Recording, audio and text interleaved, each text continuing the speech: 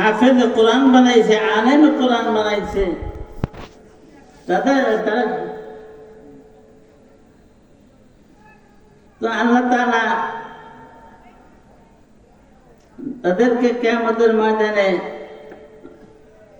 হাফেজদেরকে ক্ষমতা দেবেন যে তোমাদের মুরব্বী, তোমাদের আপনজনের ভিতরে যারা জাহান্নামী হয়ে গেছে এমন 10 জনকে তুমি সুপারিশ করে জান্নাতে নিয়ে যাও।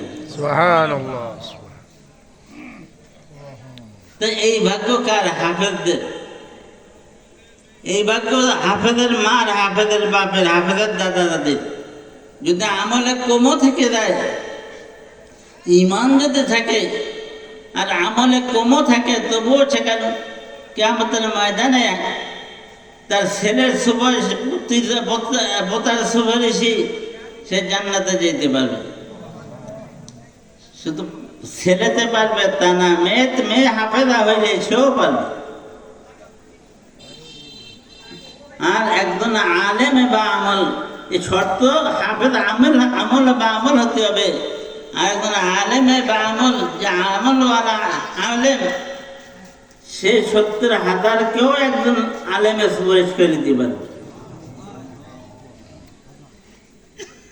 তো আমি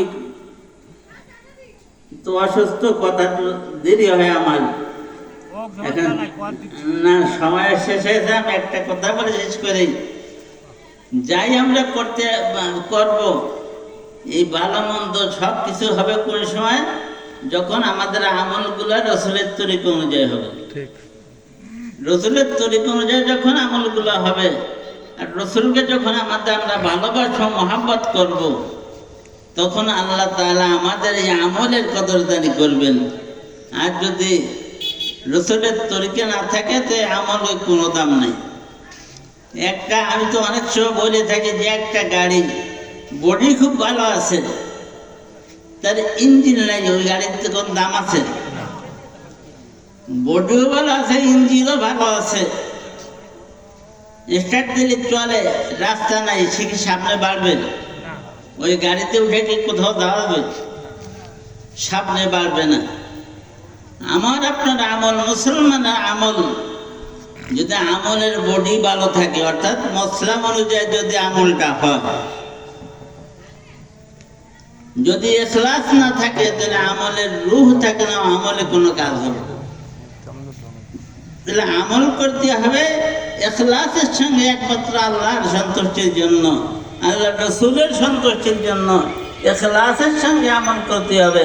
আল্লাহ বলেন যে মা উমিরু ইল্লা লিয়াবুদুল্লাহ মুখলিসিনা লাহুদ্দিন, তাদেরকে হুকুম করা হয়েছে একমাত্র খালেস আল্লাহর জন্য ইবাদত করার জন্য। সেই যে আল্লাহর হুকুম, এটার জন্য ইখলাসের সাথে করতে হবে। এখন আমলও আছে, ইখলাস আছে, আমলের রূহ আছে, কিন্তু আমলের রাস্তা নেই। এই আমল কি জান্নাতের দিকে যাবে? আসমানে যাবে? আমল যদি আসমানে না যায়, তাহলে সে আমল তো কোনো কাজ হবে না। এই আমল আসমানের দিকে যাবে কি হইলে? রাস্তা হইলে। সে রাস্তা কি? রাস্তা হলো সুন্নাত। রাস্তা হইল রসুলের সুন্নাত।